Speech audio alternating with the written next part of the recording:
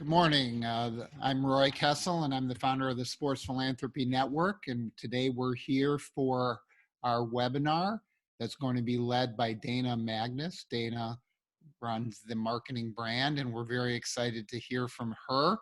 Before we get started, I want to go through a couple of housekeeping things, and then we'll introduce Dana. As everybody knows, we've got these webinars that are every Monday, Wednesday, Friday during this COVID crisis, but they're going to be around for a lot longer. So I hope you take the opportunity to participate in some of the other webinars that we're having, and also go back and look at some of the great topics and great speakers we've already had in this series. I encourage everybody that's watching to engage with us on the social media platforms. We put a lot of good content out there, help you make connections to a lot of people. We're expanding everything on our YouTube channel and on our other social media platforms in the time of the COVID crisis. Make sure you also look at the put out each week on the Sports Philanthropy newsstand. We put out other content on a monthly basis for our newsletter, and we encourage you to participate and let us know what other topics you'd like to see in this series. So we appreciate everybody's participation here today. Again, we're excited to have with us Dana Magnus. Dana does a lot of great work in marketing, the marketing brand, as well as ethical marketing. And she has a radio show that she hosts, Ethical Leaders Live, that airs Fridays at 1:30 p.m. Central Time. And so we hope that you'll participate in that. I'm going to get an opportunity to be a guest on her show coming up as well. So we'll make sure you have that information. And with that, I'll turn it over to Dana and look forward to your presentation. Thank you so much, Roy. I'm really excited to be here, guys. It's so nice to see all of your faces, and thanks for being here on a sunny Friday morning.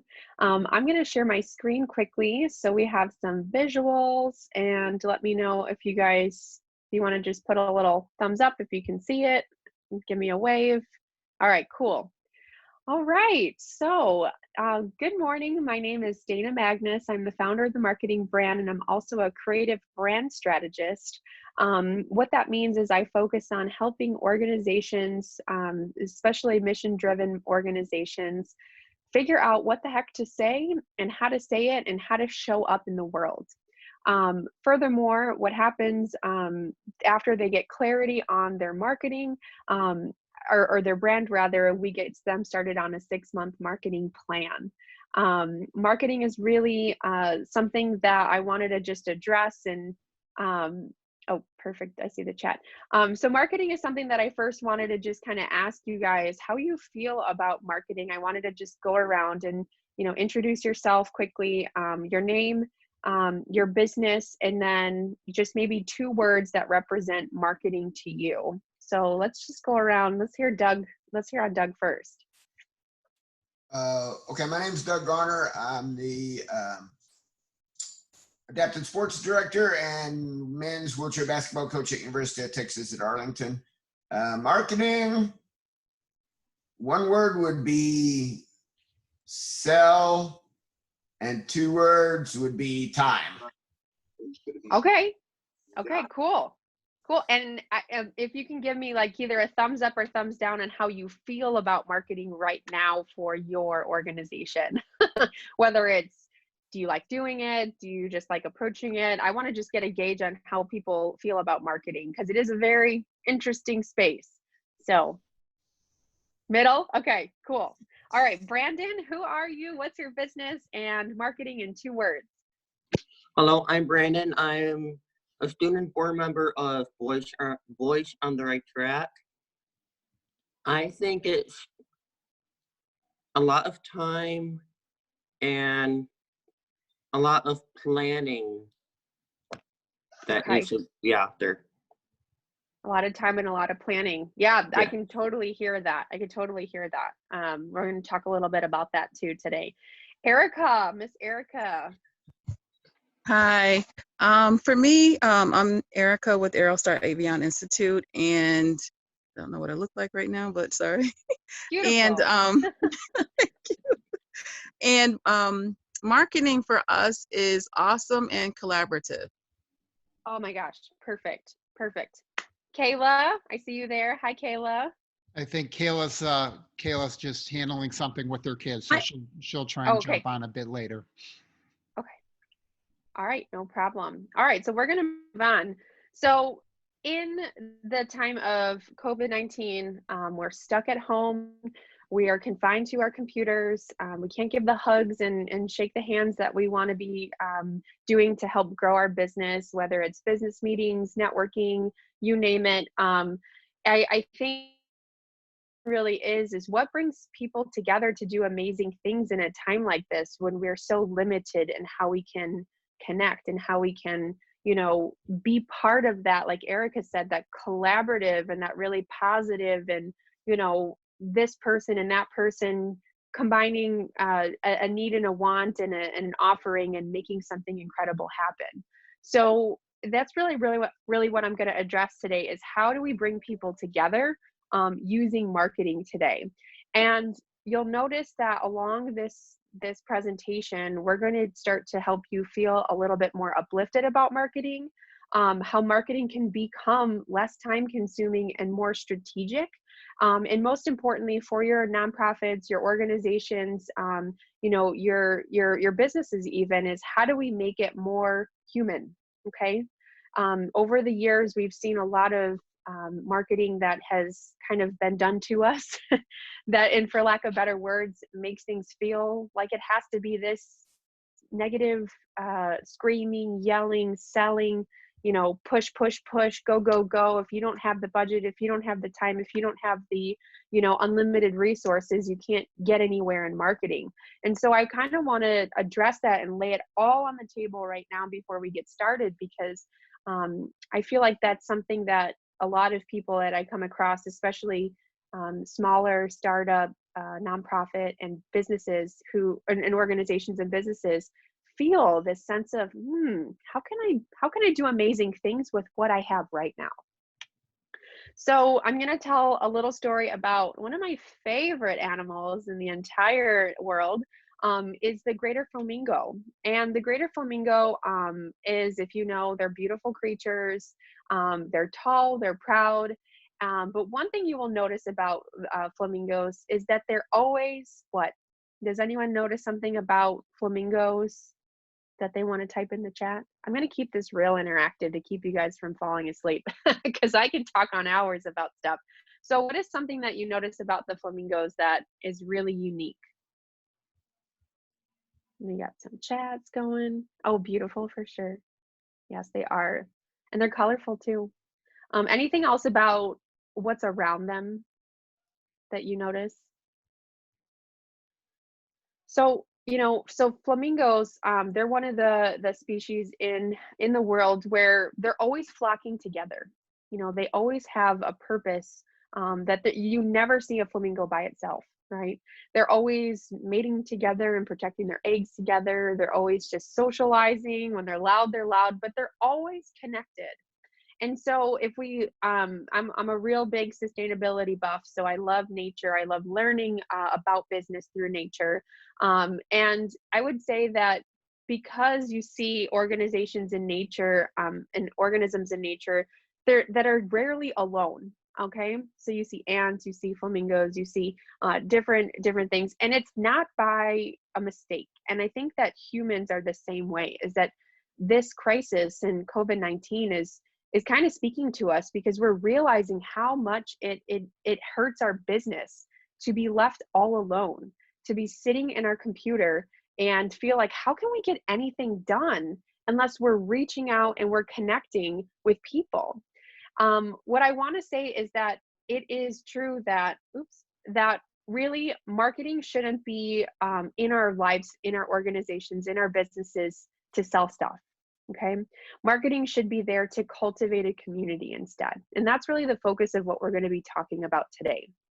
Okay. Is how can we thrive, and how can we do amazing things for our organizations and with our best efforts forward by focusing not on numbers and sales and how do we get all these things out there and push it out there and check the box, instead of how can we focus more on how do we bring people together to create a cohesive and amazing and thriving and united community around what we are trying to do. Sound good with everyone? Get a little thumbs up. If you guys have the thumbs up, yeah, I love it. Erica knows the reaction feature. Zoom is awesome with that.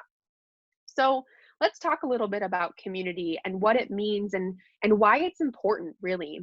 So if you think about community, you think about, and you think about the flamingos, you think about how they're always looking out for one another. And if you think about us in our organizations, it's really hard to do what we do for the impact that we want to make if we're an army of one. Well, one, right? If we are just one individual person with one individual vision, one mission, we go so far, right? As Doug talked about it, we have this very limited time that we want to spend connecting with people and growing and becoming, putting ourselves out there. As Brandon said, we talked about, there being this kind of just complicated abundance of stuff that we have to do. And I think that with more of to Erica's point is how can we really collaborate? How can we really work together to unite people in our quest to do amazing things when we can bring people together? And that doesn't mean that we need to build a community of just, okay, sell stuff. It's about more of how can we empower the people around us to do to care just as much as we do, to contribute just as much as we do, and to have just kind of that skin in the game just as much as we do, because that is really the difference between building a community and building a list of transactions, right? If people start feeling like they're itemized lines on an Excel spreadsheet of your database, they're not really going to be part of your community. If you have to go through a time like COVID-19 and pivot and start doing things differently, the second that something becomes irrelevant to people and they don't have skin in the game with you and they don't feel connected to you as a personal brand, as a community, they don't feel part of it, they're going to be what? Out the door as quick as you can imagine. Their loyalty isn't there. Their trust with you is non-existent, and vice versa, your trust in them isn't there either. So think about your organization and your nonprofit being more, and I want us to start envisioning is how can we start thinking like, what is our community, and how do I start to delegate the excitement and the passion and the care that I have about what I'm doing to more people so we can all rise up together. And so building a strong community really starts with alignment, right? And this is where I'm going to be talking about how we can use marketing to create more alignment, and also really exemplifying this cohesive desire, right? We don't want to be the most passionate person in our business or our organization. If we are, then it's going to run out when we run out, right? So we want to also create this cohesive desire to accomplish the mission that we're after. Okay. That's a really passionate piece for me right there. So I'm a little long-winded. So let's kind of take a look at the landscape right now of the people around us and what's really in demand. Because I know we're talking about how do we stand out and how do we really, we know that we're in this to make an impact on the world and to really enrich lives and to make people's lives so much better. So this statistic is really interesting and it continues to grow, especially in the Generation Z and millennials. Is we care more about this stuff than you even think. So over 64% of consumers choose to switch, avoid, or boycott a brand based on its stand on societal issues. And you can kind of make that congruent to kind of the mission that you guys are all on, which is to, give people the opportunities from, underserved areas, with what Erica's doing, or what Doug in the wheelchair basketball. I mean, you're truly making a difference in people's lives. And guess what? The public actually gives a crap about that, So my question to you guys all is, now that you know what you're doing is relevant, now that you know what you're doing is super, super in demand, how do you get more people interested in this, right? How do you get more people to say, oh, Doug, that's great. That's awesome what you're doing. I love that. But cool. I mean, just let me know how I can help, and they don't really feel part of it. So what we're going to be talking about today is starting to get you thinking about how can you get more people to be jumping up and down about what you're doing and talk about it and building a community. So by the point of time when you have to ask for something, like invite them to a sale or invite them to donate or invite them to start participating in some volunteer opportunities, they're already like, it's a no-brainer for them. And that's what makes your job so much easier. And that's what cuts a lot of time out from the things that you're doing. Okay. Who's getting scared and being like, Dana, what the heck are you talking about? That sounds way easier said than done. Right. So I'm going to break this down a little bit. And it starts with how we're actually putting things out there. It starts with, and I'm trying to make this as simple and kind of bite-sized for us on a long week that we've had on a Friday. So really, let's just think about one person at a time. Let's just focus on how to build an ideal community, individual by individual, right? So I want to ask you guys really quickly, when was the last time you really took inventory of the people around you, of the community that you've already created? So Doug, when was the last time you really thought about who the people in your community is, which is anytime you post an email, post a social media post, like, have you really thought about who those people are and to what extent? I do think about that. My conundrum is the more I grow the people in my community, the more energy it takes to keep that confluence going and excited and growing. Okay. So there's a challenge you're saying of keeping people on their toes almost. And involved and engaged. Yeah. Okay. Do you have any idea how or why that's happening? Part of it could be me, that I think, oh, they're interested and engaged in their own way, and maybe I think if I put more time into it, they would be engaged at a higher level. And if maybe 5 of them were more engaged and they were able to be clear on how they can support you even further, would that make a big difference for you? Yes. Okay. All right, Brandon, what you thinking? I'm kind of confused with this question because I'm only the student board member, but me personally, I think that the social media, the customers are kind of staying away from there, that they want to actually come out and do stuff. They're kind of shying away from social media. Okay. So they're more engaged in person. Yeah. And that's definitely a challenge right now of what you can do to, make that happen for them. Yeah.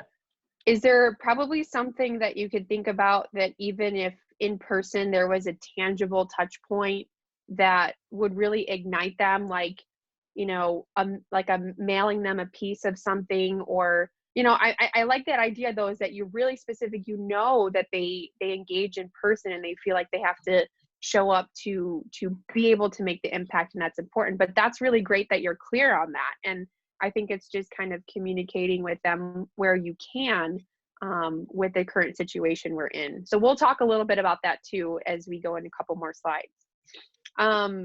Thank you, Brandon.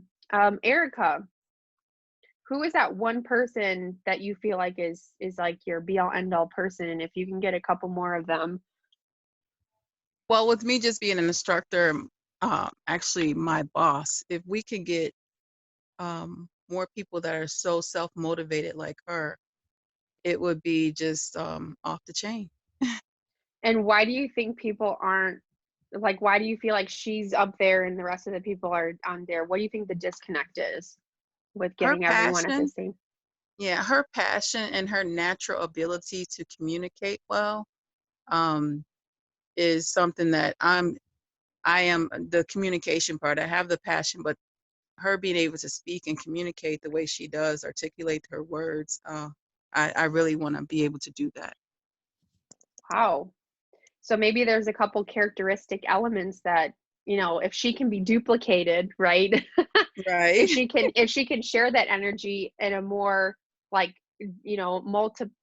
like to multiply herself almost, that would be really something that would drive people. Cause that could be done. Like I'm thinking, ooh, I don't know what just happened. Sorry guys, let me pause this. That could be something that we could talk about as well and figure out what we can do to make that happen. So my point here, Doug, did you want to add anything? I saw you came off mute. I did want to ask a question. Yeah, please. I kind of look at growing the engagement from the internal community, which is the team, the campus, the people who fund us, and our external community, which is the actual community, the people that we go speak to at luncheons and things like that. So is that a good way to look at it? Yeah, because there a lot, like the point is that when people are clear on the mission and the vision, you can get more people ramped up on that vision. And this is kind of what I wanted to share with you guys all is how much of the vision and the mission are they fired up about? Are they just not hearing about it enough? Are they just not being told about it enough? And to Erica's point is, are they just not being around it enough, And I think, Doug, you made a great point is, yeah, like all those other people in the pipe in the areas, like you can't just be, okay, sign up and then we'll hear from you in 3 months. Like there's got to be more of a just kind of, I wouldn't say constant because it depends on how you can really make those touch points powerful. But if those people aren't even hearing about the mission or the vision, to this last slide, oops, it's really going to be hard for them to accomplish the mission together because they're just not in alignment with it, or they were for a minute when they first got started and then it just trickled off, it tapered off, So I love how you guys shared. Did that answer your question, Doug, a little bit? Okay, cool. So this is an easy way that whatever you're doing, and I want to make this very bite-sized, and then we can of course talk offline here later if you guys have more specific questions that I can't answer here. But here's just a couple tweaks that you can do to even just ignite the mission and ignite the language or talking about it more in the efforts that you're already doing. Brandon, I know yours is a little bit more specific and we'll get to that in the next one, but if you guys are posting on social media, if you're, taking this opportunity now while we're in the pandemic and staying at home to start getting on video, right? And before you start, I want you to kind of keep a couple of these things in mind. So what language are you using to really communicate this with people? So Erica, it's almost like that leader that you had. Is she more talking about, ooh, I'm so passionate and I love doing this and I'm really like, this is my thing? Or is she more talking about the us and the we language and getting people to already hear that they're a part of it, right? So that's just a quick tweak that you can make before you write something or post something. Talk about togetherness and instead of, okay, if you guys went out and did that, or if you took any of that action, what can we more do together? Whether it's, I want to start to lead you and then you guys go out and do those things. And I wish I had a more specific example. And if you guys want to throw an example at me of something that you're trying and then how I can help you shape that language a little bit better. So, and definitely talking about this as more of a collective partnership. So, hey, like together, without your help, without us working together on this, like we really want to do this together to make a bigger impact in the world. You'd be surprised in how much of the language I see it being us as the organization, us as the nonprofit, and you as the donor, you as the volunteer, you as those people on the sidelines. So why can't we all be at the same level? Why can't we all say, hey, we're just, doing these things and you guys are doing that thing, and together we're all part of one unit, one flock, if you will, of the flamingo. Does that make sense to you guys? Do you want any other specific examples if anyone wants to throw one out? Okay. And then also, when you are talking about your mission, it's not a mission statement. Okay. I know that you guys have your value statement and your mission statement on your website. It's probably hidden in a page within a page somewhere, or all the way at the bottom.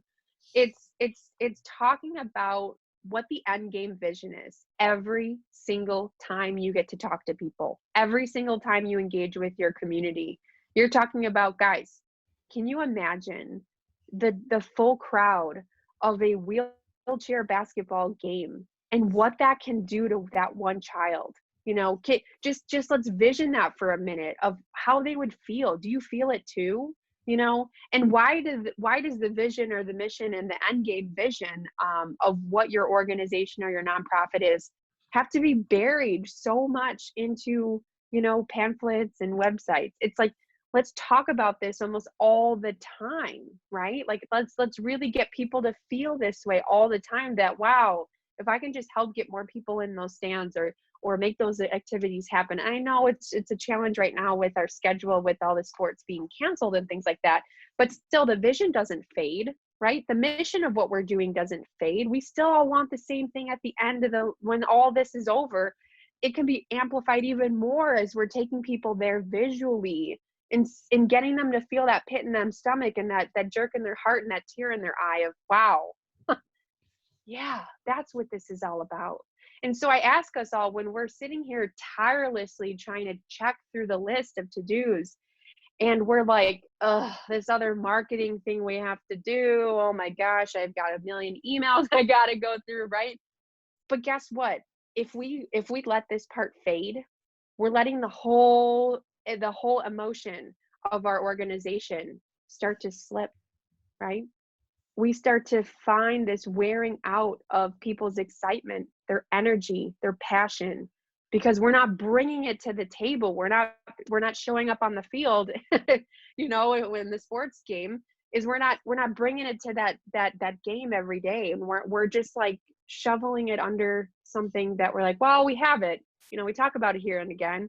It's like, let's talk about it more, because that's what's really going to ramp people up and, cheer them up. And so also, that thing to ask yourself every time you think about putting out a piece of communication, whether it's a letter, whether it's even an email to just the people you're corresponding with, like, if you can help me get there, if you can help me as the organization get to where we're going, what does it mean for all of us, right?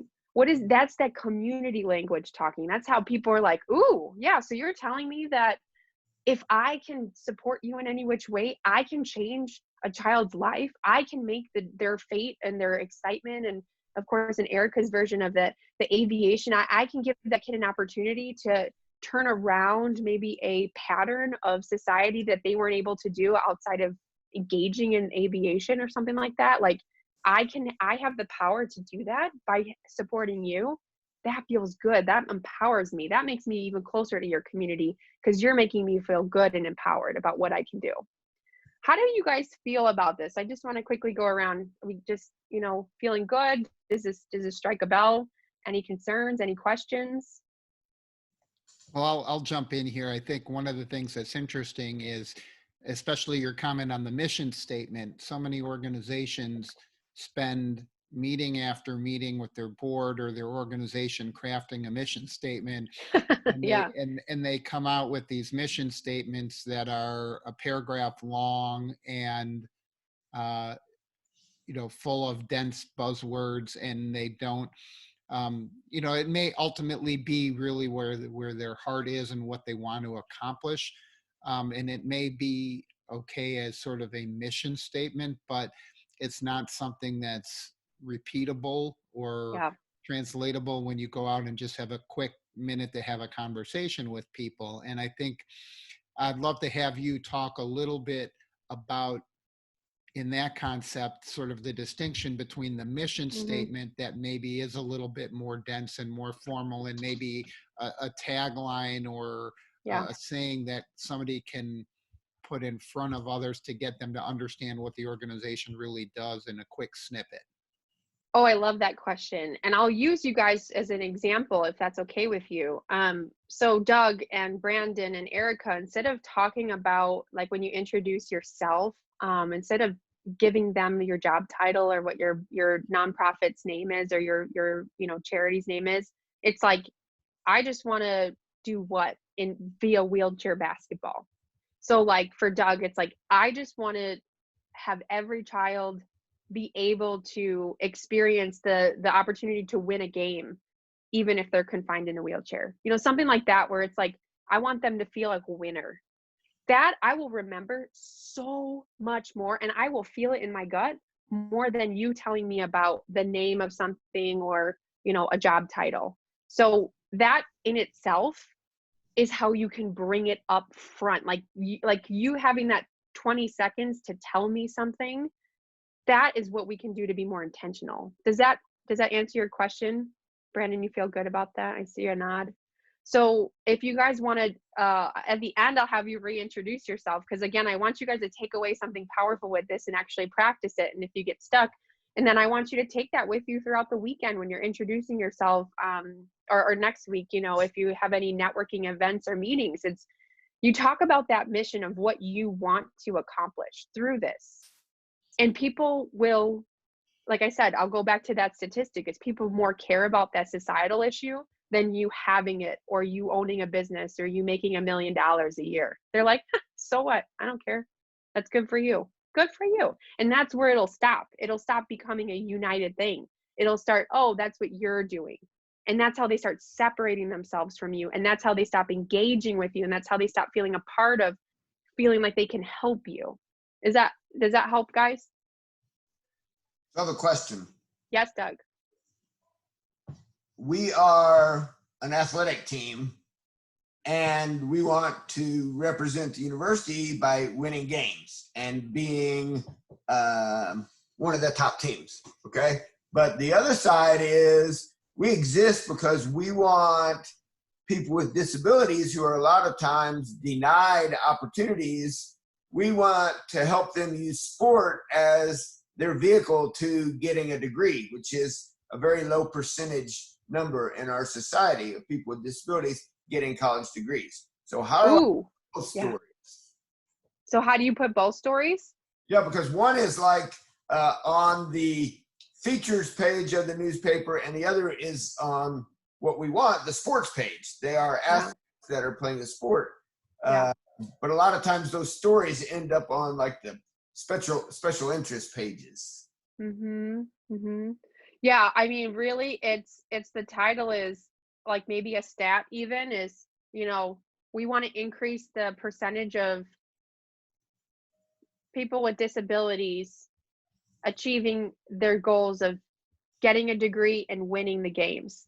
Like, that's one sentence, like, it's so succinct, and it's like, we want them to win in life, period, by being a champion of their field and being a champion of their education. They could do that through sports. So again, I'm being put on the spot because I usually take 3 sessions of people that have come up with this really powerful message. And I have way more questions too, but something along the lines of that, where it's just like, that's a problem. Having like, and I didn't know this until you brought this up, and now I'm getting even more interested in it. But yeah, if you lead with, the amount of, youth with disabilities having the opportunity to achieve an education can be maybe doubled or tripled or just possible through sports. Can you imagine what that feels like for them as a winner of their game and a winner of their education? Like, that's your message, that's your mission, something like that, where it's education and of just their personal, the game of life, something like that, where it's like, through sports we can do this. But either way, that can't be dug beneath something. Like, that has to be something you're always leading with, you're always talking about, because that's memorable. I hope that helps. And you Yeah, can do so I kind of use something like sports can change lives for everyone, because when people think about sports, they don't generally think about disability. And so we're able to provide a sports athletic program for, like you said, people who maybe thought they never would go to college because of their disability. But we also want to send that message that this shouldn't be such a rarity. This should be an automatic assumption. You have a disability, you're going to graduate high school, you're going to go to college, you're going to get a job. Yeah. Oh, that's it. Yeah, that's even more of there. It's just like, you know, we don't, like, people with disabilities don't have to you know, there doesn't have to be an end game for them that ends at a certain point. They have the, you know, so there's a lot of complexities to crafting a perfect message. But I love where you're going, and I think that I can really help you, you know, put that together even further as we kind of pull in a lot of different parts. Because like you said, you're going to notice it's like, yeah, like there's this piece, there's this piece, there's this piece. It can keep going on, but I just still love the idea of not saying for everyone and everything. It's we're tackling disabilities. We're addressing that, and that's our life's work to keep it very specific. The people in my community care about giving people with disabilities a full, you know, the full spectrum of education and opportunity through sports. So something like that. Okay. We're going to keep moving on because I want to keep helping you guys all. But really, it's what, like we talked about is, and thank you, Doug. That was a really great example. And I love brainstorming, you know, great mission statements and ways to lead. Either way, it doesn't have to be so polished, so perfect, and just so undeniably like hit it all the time. I want you guys to create what's sustainable for you. I want you to feel empowered to, when you're talking about your organization and nonprofit, that it is something that's going to keep continuing the impact and keep continuing the excitement and the passion behind each and every one of you. So you all have gotten into where you are. You're sitting here at the Sports Philanthropy Network webinar for a reason. It wasn't because one day you woke up and you were like, oh, yeah, that sounds like something good to do. Yeah, I might as well go do that. Like, you guys have fire in your belly that I've never felt from a lot of people. Like, each and every one of you has a reason of why you're here and why you do the things that you do. And so it can be sustainable, and it's got to be, of course, bringing out the best in you that you want to. So this is where, Brandon, you're going to like this is, you know, really, how would you present the mission and unite your community in certain styles? Roy, we have this webinar. He also does the podcast. You know, he does you know, we were talking about in June next month already doing the live event. So he kind of picked his style, his sweet spot. He loves people. He loves conversing. He loves having conversation. He loves like getting down to, you know, what it is that we need to have great, really in-depth discussions that aren't, you know, limited to a little 10-second speech or pitch. That's his sweet spot. So he loves the more enriching, in-depth kind of conversations, right, Roy? Does that sound about right? Yeah, absolutely right. So he's chosen to create a system to market his business and the Sports Philanthropy Network with things that align with what brings out the best in him. So even Doug, if you're thinking about, well, how do I concisely say this when I have so much more to talk about? Consider it not needing to be on a headline or subject line of something, or just in those like quick, you know, tidbit moments you get to share that in a networking event, even whether it's in person or live. You know, think about other ways you can express your passion. Erica, I know for sure it sounds like you're the person who's above you, the founder and the head of the organization. She needs to get on video because it sounds like she's animated and she's passionate. So when was the last time that she you know, thought that she can replicate and duplicate herself? Brandon, I'm going to use you last but not least, and we're going to talk through this, is you're in person, and that's important. So all these other things may not be as powerful. So what is an in-person experience you can give people? Is it a gift? Is it, I saw this really amazing thing where there was this like a food drive that a school, like a private school, did over the last couple of weeks, of course, in the lockdown. And they had a big sign up in each of the yards, and they said, you know, hey, we're collecting food for the, you know, the food pantry. You can drop off your bags like right at our doorstep. And it just got people to get up out of their houses, see the signs around the town, donate, and do something, right? But that was a marketing opportunity, of course, for the school, visibility, because they're beautiful branded signs to, you know, share, hey, we're going to drop off. That was something that they thought of, that was an in-person opportunity and experience that they gave the community to get more involved in not only helping and doing something, but to give back and to see a touch point of their brand, right? So there's a lot of ideas that we can collaborate. And I have my group, Your Ethical Business. It's a Facebook community that a lot of us are already thinking that way. So if you guys would love to, I'd love to invite you into that group so we can keep the ideas and the fresh, you know, conversations flowing.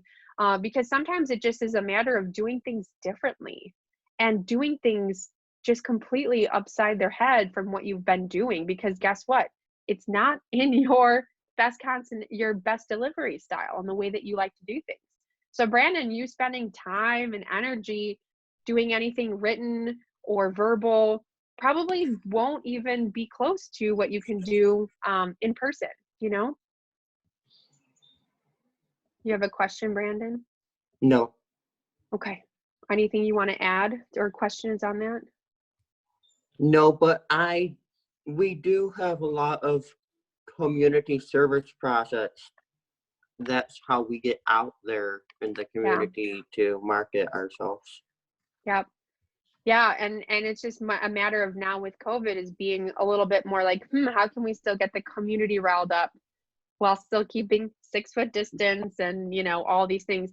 And I know that like even the Evanston community did like a whole hashtag Evanston Strong, and they just put like, you know, windows up on, like they had signs up on, like, I know in person is always going to be a lot more time consuming and expensive, but once you do that one thing, I mean, it's a big splash. I mean, you can get a lot of people to do a lot of good stuff with in person.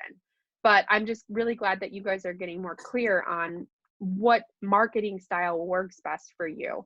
And if something isn't resonating with you and you just hate doing it, please don't do it. There's no rule that you need to be posting on social media every single day. No. If that's not you, if that's not your brand, I just invite you to just scrap it and focus on what's working for you. Okay.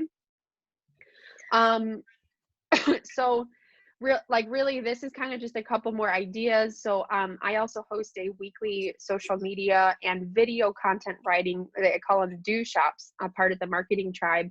And that helps you, again, do the focused work. So every single week you're making moves and you're actually doing the things that you really enjoy doing while being held accountable. Definitely sign up for any virtual networking events that are aligned to the community that you want to build. So if you walked out of this webinar and you thought, wow, my community is probably needing a little bit of a facelift, or I probably am attracting the wrong people who aren't as passionate. Maybe I can go find more people who are really more passionate about the things I'm doing.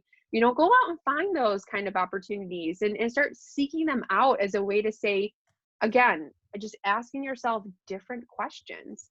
And then last but not least is, you know, start hosting your own stuff. Like Roy, he just thought, you know what, I love the conversations I'm having. I'm going to own it and I'm going to put together something that I can have these conversations more. That, you know, he brings in someone like myself to come and speak on his and his regard in his brand. And it really is just a great opportunity to get more of, you know, more of the momentum going to keep more people feeling like I now feel like I can take ownership in Roy's webinar. Do you see how that happened? How he now flipped it up to me so I can share my expertise and I can get just as excited about this as anyone. So don't try to take everything on your own and by yourself. Get people who can really show up for you and say, wow, we can work together on this. It's a win-win. Um, and create and co-create content in different forms. So anytime that you put something out there, think about all the different ways that you can spread it out into the world, and get other people to take ownership of it as well. And just remember, marketing is that heartbeat that keeps your business healthy and your nonprofit healthy and alive. Okay. So here's my contact information. If anyone would like to follow me, email me, give me a call. Regardless, you can reach out to me if you have any more specific questions, if you're interested in joining the Your Ethical Business community group, or if you'd be interested in working with me as a consultant for your marketing. I'd be more than happy to have a conversation. Thank you guys so much. Thank you, Dana. I think you've given us a lot of great information and great ideas there. I think one of the things I want to reemphasize that Dana touched on is really the fact that you have to find your voice and something that you can articulate with authenticity, because a lot of people I see out there on the marketing front are doing things that are really driven by formulas, where they look at something, or they've read a blog, or they've watched a webinar, or somebody's put out their theory on this is what works best, this is how you do marketing, blah blah blah. And the reality is, just like any other skill that you develop, you have to have your own style and your own comfort level with what works. So the way that Dana talks about things might be different than the way that I talk about things. The way that Kayla, who's our VP of Community Development, engages, interacts is going to be different than Doug or Erica or Brandon. I think that the critical nature where I see people struggling is they get in and they think that they need to represent themselves in a way to make themselves look different than what they are, or where their passion is, because they think they've seen some list of instructions of this is how you do it. And I know people that use every form of social media out there, and some do really well on one platform and they don't do as well on another, because it's just style or comfort or communication mechanism is different. And you have to understand somewhat the nuances of the different social media platforms. As Dana was saying, how you're going to talk to people on Facebook is different than how you're talking to them on Twitter or Instagram or LinkedIn. Um, and that voice and those messages, even though the core is always going to be the same, as Dana was coaching Doug in terms of coming up with that message, the core of the message is always going to be the same, right? Doug, you've got your specific areas you focus on, but how you present it and what that headline is, and it's a game of trial and error to a certain extent. You've got to see what headlines work. It's the same thing that we do as we put things out for webinars and podcasts and other updates, and play around with what works, what catches somebody's attention, what time of day is better and best. And everything gets turned upside down in this crisis, because people are at home and doing things different hours. Now we're all stuck, most of the day just like staring at the screen. It's a little bit different than when we're on the go and we're at meetings and live in-person communication. I know that a lot of us miss that, the energy, as much energy as we can get from this format. It's not the same as what you get in a live interactive event. But at the same time, you've got people that join our webinars from all over the country. And that's not something that would be possible if we just did in-person meetings here in Chicago on a weekly or monthly basis. And so you've got to find what that format is. I encourage you to go and look at what Dana's got with her Your Ethical Business group on Facebook. Terrific thing. I encourage you to listen to her show, which will be on in a few hours here this afternoon. I'm looking forward to being on that next week. And I know that when you look at the quality of people that are part of her group and part of her network, it's a very high quality person that's coming and working with her. One of the things that I love about our network is the quality of the people that have joined in our events, our webinars, our happy hours, our holiday parties. we've had fantastic engagement and growing. And I think that it's that quality of person, where their heart is, where their energy is, and that connection to how the energy translates into what your mission is and what your focus is. And Dana's great at helping you transition and synthesize that voice to get it down where it is a marketable concept and marketable strategy. So Dana, I want to thank you very much for joining us today. Did anybody else have any other questions before we wrap up here? I want to keep everybody on schedule. I know people tend to have back-to-back Zooms, and I know Dana's got her radio show coming up. So thank you, everyone, for joining in. For those that aren't watching live but are watching later, we appreciate you taking the time to come and learn from Dana and engage with us. And we look forward to seeing you on some of our future webinars. Have a great weekend. Thank you guys so much. Thank you. Stay safe, stay healthy. All right.